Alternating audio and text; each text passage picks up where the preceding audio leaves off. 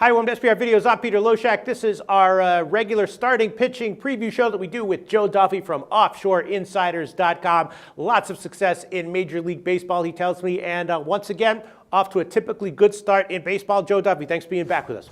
Thank you for having me, Peter. All right, Joe Duffy, before we get into the pitching assignments for Sunday, just give us a general overview of what it is you do at OffshoreInsiders.com when it comes to handicapping baseball. Why are you so successful at it? Basically because I isolate underdogs and small favorites, and I probably shouldn't say this since this is a pitching show, but I do think that the odds makers tend to overvalue pitching and undervalue offense, and that's been part of my secret. I know it's ironic since we're talking pitching on these, but that's really, if I had to sum up my secret in a couple sentences, that would be it. Sure, that doesn't go against the premise of this show. We're just looking at pitching assignments, and if you think that they're overvalued or undervalued or being given too much or too little importance, by all means, you can say that. We're just analyzing pitching here. We're not necessarily saying that this is the be-all and end-all of every game. All right, Joe, the first thing, perfect example of this, right? Overvaluing pitching. I asked you about Matt Harvey last time, right? I said, he's an awesome guy. Do we want to bet on him? Wound up being an enormous favorite. I think he opened at like 250, 260 or something like that. Wound up getting closing, I think, around like minus 220 or something. And if you bet on him, you did get the win, but that is not the way you want to win your minus 220 bets, right? They wound up down 5-4, and in the bottom of the ninth wound up winning it 6-5.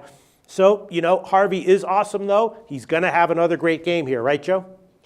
You're correct there. Look, everybody knows that Matt Harvey is a spectacular pitcher. So in reality, you're never going to get good value. And as a general rule of thumb, I actually like to go against stud pitchers on mediocre teams. And that's what Matt Harvey is. So Harvey's a guy who's probably going to have a great year. But I really think before the year's out, wouldn't be the least bit surprised if he has a negative units one, or that you make money betting against him, because look, Harvey with that lineup, he almost has to pitch a phenomenal game. So there's no question he's one of the top pitchers in baseball. But when it comes to a pure value standpoint, he's not a guy that makes me salivate. If we're talking rotisserie baseball, that's one thing.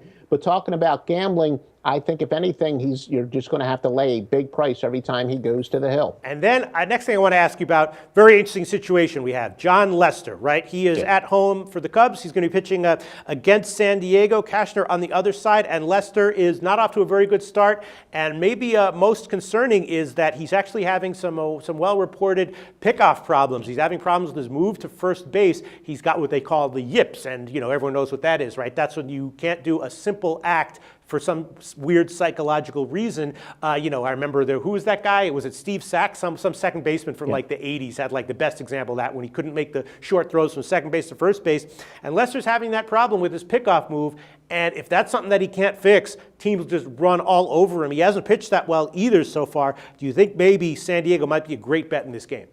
I agree with you 100%. Not just Steve Sax, but you're right. He was a guy who couldn't make the simple throw. But when it comes to pitchers, now you were talking about Jon Lester with his move to first base. But as so many experts have said, it's clearly affecting his pitching. He's just too obsessed with the runners on first base. They're playing with him. They're taking advantage of it. But Mark Wohlers and Rick Ankiel would be two pitchers who were able to throw peas, but they just completely lost it, where they could not throw it over the plate. So even though Lester's problems aren't so much throwing it over the plate, you can see where the guys are taking the big leads, or just daring him to throw it. And he had that low light where he literally threw the ball in right field. It was funny. It was kind of like a free throw shooter who's so bad that he allows offensive rebounds. Lester made a throw that was so bad that the right fielder was able to get to it quickly, and they wound up throwing out the runner at third base. But the old saying about 90% of the game is half mental, that is exasperated when you're talking about pitchers.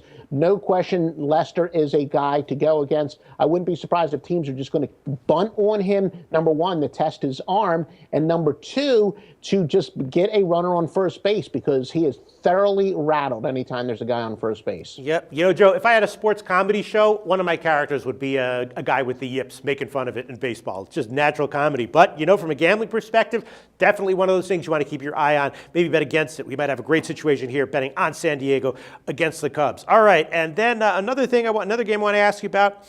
Arizona and San Francisco. Tim Hudson, what an impressive pitcher, right? He's the epitome of what a pitcher is. A guy who, gets older, loses velocity, but just knows how to pitch, knows how to get out, and knows how to minimize runs. He's kind of doing it again, got another low ERA. San Francisco is not the kind of team you want to be betting on, but Hellickson's on the other side for Arizona. Arizona doesn't have that huge of a lineup either, and Hellickson's off to a shaky start himself. So maybe you want to bet on Tim Hudson somehow, either on maybe San Francisco in the first 5 or something like that. Arizona team total under. What's your take on Tim Hudson? Tim Hudson, he's kind of the second coming of Pedro Martinez, where the critics were saying with both of those guys, they throw so hard, yet they have such small bodies. They're destined to eventually throw out their arms. And in both cases, they went up having arm troubles, and in both cases, they've adjusted. So you're right. Tim Hudson has clearly made those adjustments, and I think he would be a very good guy to bet on at this point. He just manages to find a way to win. And then the flip side of that coin, a guy who throws really hard and not having success, Steven Strasburg, right? He's going again. He's slated to pitch at home against Philadelphia. Buchanan's on the other side. Buchanan did have a good spring, though, I remember, although his first 2 starts in the regular season have not gone well. But, Strasburg at home against Philadelphia, he's not going to have a terrible start every time out. Do you think maybe this might be one of the starts where we look at his, past performances and see that he actually had, a 6-inning, 1-run start against Philadelphia this Sunday? Well, I know that we're talking mostly about pitching, but remember I've said that Washington was a team that I said from day one that is probably going to be overvalued. They were so hyped. So part of the reason I'm having a good year is I've gone against Washington quite a few times. And with Strasburg, with him really struggling, I have a big check mark next to him to fade him. I think I'm probably going to be fading him until he does look like the Cy Young Award candidate, one of the best pitchers in baseball, which we know he's more than capable of. But right now, he is probably topping my fade list. All right, then we also have Adam Wainwright starting on Sunday, and Garrett Cole is starting for Pittsburgh. He's going up against Matt Garza, who's a pitcher who I think might be a little bit overvalued. He's definitely lost a step, but he still has the name and reputation of a guy who was a better starter a few years ago. Is there anything else that you want to mention that you think is interesting from the Sunday pitching matchups, Joe?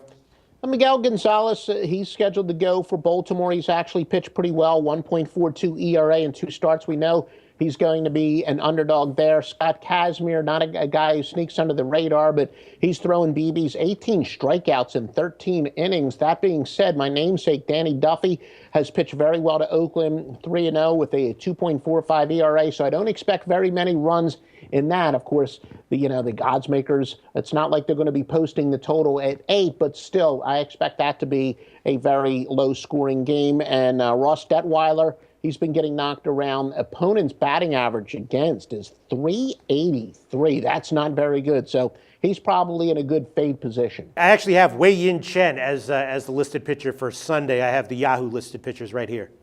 Okay, yeah, I got mine off of MLB.com, so I guess we never... Who knows? All right. Well, all right. So, and let's just quickly, Wainwright. You think he's, probably he's going to have a good start again, but probably just not a pitcher you're going to find a lot of value in most spots, right?